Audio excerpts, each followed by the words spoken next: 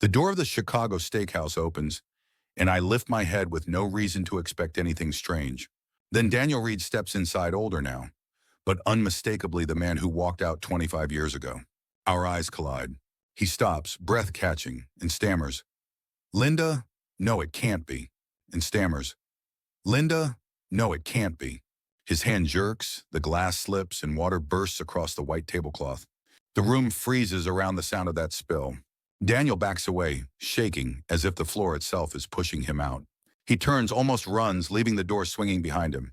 I sit in the silence he left behind, realizing the truth I never wanted to face. The past knows how to find its way back.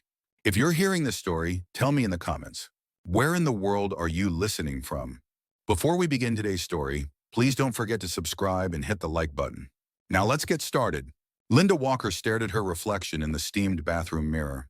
The navy blazer hung stiff on her shoulders. She had worn it to every important moment for the past 10 years. Job interviews, parent-teacher conferences, her daughter's college graduation. Tonight felt different. Tonight she would meet her future son-in-law's family. The engagement dinner that should bring joy only brought worry. Her hands shook as she smoothed the blazer's worn lapels. These hands knew work. Night shifts cleaning downtown Cleveland offices, scrubbing toilets while the city slept, mopping floors until her back screamed. The phone buzzed. Emily's voice filled the small apartment. "Mom, please, just be yourself. Michael's parents will love you." Linda's chest tightened. Emily didn't understand. Being yourself was easy when yourself had money. When yourself didn't live paycheck to paycheck at 58 years old. "I'll be fine, sweetheart," Linda lied. The kitchen table told a different story. Medical bills sat in neat stacks. The rent increase notice glowed like a warning. Her retirement account statement showed numbers that made her stomach clench. $67.43. She slid the papers under a placemat. Some wounds needed hiding. The Greyhound bus to Chicago rattled through Ohio farmland. Linda pressed her forehead against the cold window. The interstate stretched endlessly. Just like the 25 years since Daniel left. She remembered that night. The duffel bag in his hands. The promise to send money soon. The note on the kitchen counter that said he would fix everything. Then silence that lasted a quarter century. A businessman across the aisle talked loudly on his phone. He bragged about his beach house, his early retirement, his golf membership. Linda looked away. Early retirement for her meant one thing: hospitalization. Her phone buzzed again. Emily sent a photo from the restaurant lobby. Her daughter looked beautiful. Perfect dress, perfect smile, perfectly nervous. "Mom, you're all I've got. Please just get here." Linda typed back with thumbs that felt clumsy. "Almost there. I wouldn't miss this." The Chicago skyline rose like a promise. Glass towers caught the setting sun. Lake Michigan stretched beyond the city like hope itself. Linda breathed deeply. She practiced her smile in the dark window. Questions would come tonight. She prepared her answers. "Yes, it's just me." "No, her father isn't in the picture." "Yes, I'm proud of her." The bus hissed to a stop. Linda stepped onto the cold Chicago pavement. Her thrift store purse felt heavy in her hands. She whispered to the night air, "You raised that girl alone. That counts." The restaurant glowed in the distance. 2 families would meet tonight. Linda had no idea that her past was waiting inside, waiting to destroy everything she had built from the ashes of abandonment. She straightened her blazer one last time. Then she walked toward the door that would change her life forever. The steakhouse gleamed like old money. Dark wood panels climbed to the ceiling. White tablecloths stretched tight as drums. Crystal glasses caught the amber light. Linda felt small in the elegant space. Emily rushed across the private dining room. Her hug felt desperate. "Mom, you made it." Michael stood next. He straightened his tie and smiled warmly. His handshake was firm, respectful. "Mrs. Walker, we're so glad you're here." For the first time all day, Linda's shoulders relaxed. Michael's mother approached with grace. Karen wore a soft gray suit that probably cost more than Linda's monthly rent. But her smile seemed genuine. Her handshake was strong. "It's wonderful to finally meet Emily's mother. We've heard such amazing things." Linda felt her chest loosen. Maybe this would be okay. One empty chair sat at the head of the table. Karen gestured toward it with an apologetic wave. "My husband's running late. Hospital administrators don't get real days off." Linda nodded. The word administrator felt foreign, so different from her world of night shifts and uncertain schedules. Conversation began slowly. Emily talked about her HR job. Michael mentioned his recent promotion in information technology. They discussed wedding plans, Simple ceremony. Small budget. Linda kept her financial truths buried deep. She had practiced these lies for years. Yes, work is steady. No, I'm not thinking about retiring yet. A server appeared. Water poured into tall crystal glasses. Linda watched the liquid ripple. The movement reminded her of counting coins at her kitchen table, praying the electricity wouldn't be shut off again. The door opened behind her. Linda expected a waiter. Instead, a familiar voice apologized mid-sentence. Sorry, traffic on Lakeshore, the words died. Linda turned slowly. 25 years collapsed into one heartbeat. Daniel Cole stood in the doorway. Older now, heavier, gray at the temples, but unmistakably the man who walked out with a duffel bag and left her world in ruins. His eyes found hers. He stopped moving. His hand slipped from the chair he was about to pull out. Color drained from his face like water from a broken cup. Sir, are you all right? The server behind him sounded concerned. Dad, Michael's voice carried confusion. This is Emily's mom, Linda Walker. The name hit the room like a thunderclap. Daniel reached for his water glass. His hand trembled violently. The glass slipped from his fingers. It crashed against the marble floor. Ice exploded in every direction. Cold water splashed across Linda's blazer. Her skirt, her face. She didn't move. Neither did he. Karen stood quickly. Daniel, but Daniel recoiled like he had seen a ghost. His voice cracked under the weight of decades. I can't do this. The words barely came out as whispers. In front of both families, the past and the future, he turned and walked out. Again. Just like before. The door swung shut behind him. The room fell silent except for the sound of Linda's breath catching in her throat. Ice melted slowly on the expensive floor. 25 years of questions dripped from her blazer onto her shoes. Emily stared at the closed door, then at her mother's wet face. Understanding began to dawn in her eyes. The ghost from Linda's past had been hiding in plain sight, playing father to someone else's son while his own daughter grew up believing he was dead. The drive back to Cleveland stretched longer than the Greyhound ride. Linda gripped the steering wheel of her old Honda. Chicago's lights shrunk in the rearview mirror. Emily sat silent beside her. Mascara smudged her cheeks like evidence of tears she refused to acknowledge. 20 minutes passed. Only the wipers spoke. They sliced through light rain that matched the mood inside the car. Finally, Emily's voice broke the silence. Mom, do you know that man? Linda's knuckles went white around the wheel. Her mouth felt dry as paper. Yes. The word dropped between them like a stone in still water. Emily turned to study her mother's profile. Street lights painted shadows across Linda's weathered face. Is he my father? It took 3 tries for Linda to force out the truth. Yes, sweetheart. He is. Emily pressed her hand over her mouth. Grief and anger fought for the same space inside her chest. So he just started over. Built a new family? Linda's voice came out as a whisper. I didn't know he was still in Chicago. I didn't know about his stepson. I didn't know anything. Emily stared out the passenger window. Highway lights blurred into streaks of gold and white. Her voice cracked when she spoke again. I spent my whole childhood wondering if he was dead, or sick, or just lost somewhere. She paused. The rain grew heavier. Turns out he was having steak dinners with someone else's son. When they reached their apartment building, Emily opened the door before the car fully stopped. Rain immediately soaked her dress. I need time, she said without looking back. Linda called her name. But the car door closed gently, painfully gently. The sound echoed like 25 years of abandonment, finally catching up to the present. Emily disappeared into the building. Linda sat alone in the car. Rain drummed on the roof like fingers tapping out a sad song.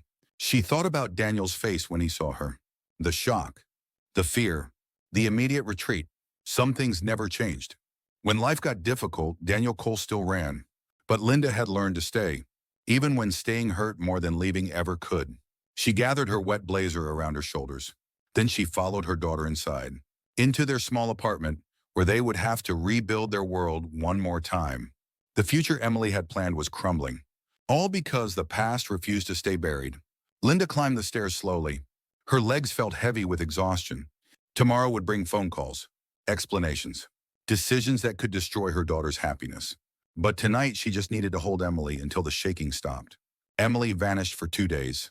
No phone calls, no text messages, no signs of life from the apartment next door, where she usually stayed when she visited Cleveland. Linda barely slept. She paced her small living room like a caged animal. Every hour she checked the parking lot window, hoping to see her daughter's silhouette, finding only empty concrete. Meanwhile in Chicago, Michael stormed into his stepfather's downtown condo. Daniel sat at his kitchen island with a bottle of bourbon already half empty. "What the hell happened back there?" Michael demanded. Daniel's eyes were bloodshot. His voice slurred slightly when he spoke. "You're not marrying that girl." Michael felt anger rise in his chest like fire climbing stairs. "Why not?" Daniel's voice got louder. "Angrier. Because her mother ruined my life. Because I lost everything because of her." He slammed the bottle down hard. Amber liquid sloshed over the rim. "She walked out on me.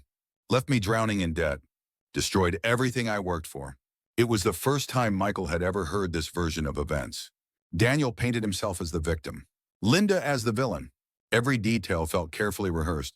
Foreclosure notices, debt collectors, bank lawsuits, a woman who took everything and disappeared. Michael listened to his stepfather's lies. Something inside him began to waver. 20 years of trust started cracking at the edges. Later that afternoon, Michael sat in his car outside his office building. He couldn't concentrate on work. His head spun with confusion. He texted Emily, "We need to talk." They met at a Starbucks halfway between Chicago and Cleveland. The coffee shop felt neutral, safe, away from both families and their complicated histories. Emily arrived first. Dark circles shadowed her eyes. She looked like she hadn't slept in days. Michael sat across from her. His words came out in a rush. "My dad says your mom destroyed him. Says she signed papers and ran. Left him with nothing." Emily laughed once. The sound was bitter as burnt coffee. "My mom says he signed predatory loans and abandoned us when they came due." They stared at each other across the small table. Two people in love. Two families at war. Neither knew which version was true. Both feared the same thing. Their parents' past was about to steal their future. That night, rain fell hard over Cleveland. Emily drove through downtown streets that reflected neon signs like broken mirrors. Her head buzzed with confusion, anger, grief for the father she thought was dead. She crossed an intersection against a blinking red light. Headphones in her ears, thoughts racing faster than her feet. She never saw the car until headlights swallowed everything. The hospital called Linda at 1:13 in the morning. "Your daughter is stable," the nurse said with professional calm. "She listed you and a Michael Reed as emergency contacts." Linda ran through the emergency room doors still wearing her cleaning uniform. Her heart hammered against her ribs. Michael paced the waiting area. His face was pale with worry. Beside him, gripping the doorframe like he might fall, stood Daniel Cole. For the first time in 25 years, the man who abandoned his family stood at the foot of his daughter's hospital bed. Emily woke slowly under harsh fluorescent lights. Her left arm was wrapped in white plaster. Bandages circled her head like a crown she never wanted. Through the fog of medication, she saw three silhouettes. Her mother, her fiancé, and the stranger who was somehow her father. "Emily," Linda whispered. Her fingers brushed her daughter's hair with gentle care. "You're okay, baby." Emily's voice came out rough and small. "So it's true? He's really my dad?" Daniel stepped closer to the bed. His hands shook as he spoke. "I am. And I'm sorry I wasn't." The words died in his throat. Some apologies were too big for sentences. Karen arrived minutes later. Her face was tight but controlled. She moved like a woman who had made important decisions. "We're done hiding," she said firmly. "Everyone deserves the truth, especially the kids." That evening, Karen sat across from Daniel at their kitchen table. The same table where they had eaten family dinners for 15 years. Where she had believed his stories about the evil ex-wife who destroyed his first life. "Tell me exactly what happened," she said. Daniel avoided her eyes. He stared at his coffee cup instead. "It won't help anything." Karen's voice stayed level. Patient, but steel ran underneath the calm. "It will help. Because the man I saw at that hospital isn't the man you've been pretending to be." And slowly, like a dam cracking under pressure, the truth began to spill out. The real story wasn't the one Daniel had told for 20 years. In 2008, Daniel's construction company collapsed during the housing crash. He needed money fast. A lender promised easy cash with just a signature. They needed a cosigner. Daniel pressured Linda to sign. She trusted him. He put their house up as collateral. He thought he could fix everything before it mattered. It mattered. Within weeks, collectors came banging on their door at midnight. Bills arrived stamped with red warnings. The house they thought was safe began slipping away. Daniel started drinking. Linda worked 2 jobs. Emily was 3 years old. When the weight became too much, Daniel didn't fight. He didn't stay to fix his mistakes. He ran. Just picked up a duffel bag and walked out the front door. Then he told everyone a different story. That Linda had abandoned him. That she had stolen money and destroyed everything. Because being the victim hurt less than admitting he was the one who broke his family. Karen listened in silence. Tears gathered in her eyes as 15 years of marriage rearranged themselves into lies. And you let Michael grow up believing she hurt you? Daniel's voice cracked like thin ice. I didn't know how to undo the lie. The truth sat between them on the table. Heavy as stone, sharp as broken glass. Karen stood up slowly. She walked to the window that looked out over the Chicago skyline. The same view they had admired together for years. I married a coward, she said quietly. And I helped you lie to my son. Daniel put his head in his hands. 25 years of pretending crumbled into dust. The next afternoon, Karen called Linda. Her voice was steady as winter morning. We need to talk. Without the kids. Linda braced herself for confrontation, for anger, for more hurt piled on top of decades of pain. But she agreed to meet. They chose the hospital cafeteria. Under humming lights and the smell of burnt coffee, 3 adults sat down to untangle 25 years of lies. Daniel was already seated when Linda and Karen arrived. His shoulders shook like a man fighting fever. His hands were clasped so tight his knuckles had gone white. Hours passed in the kind of conversation that cuts like surgery. Painful but necessary. Removing infection that had spread too deep for too long. Daniel finally spoke the words he should have said decades ago. You didn't ruin me, Linda. I ruined us. His voice barely rose above a whisper. You didn't leave. I left. I lied because the truth made me feel small. I'm sorry. For all of it. Linda didn't cry. She had cried enough tears to fill 25 years. But something inside her chest loosened. Like a fist that had been clenched so long she forgot it could open. You hurt me, she said simply. You hurt our daughter. But I hurt myself too. Carrying your absence like a badge of honor. Karen leaned forward across the small table. Our kids are ready to break off their engagement. Because of us. Because of the lies we built our lives on. The 3 of them sat with that truth. It hung in the air between them like smoke from a fire they had all helped start. Then Linda nodded slowly. If Emily loves Michael, I won't stand in the way. I won't let our past destroy their future. Daniel's voice cracked again. I'll tell Michael everything. He deserves to know who his father really is, and who I wasn't. Karen reached across the table. She put her hand over Linda's. 2 women who had loved the same complicated man. In different decades. In different ways. We can't change what happened, Karen said. But we can stop it from happening again. Linda looked at Daniel.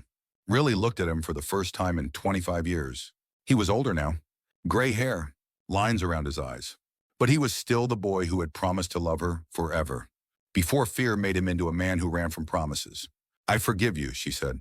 Not because he deserved it, but because carrying anger was too heavy for one person to manage alone.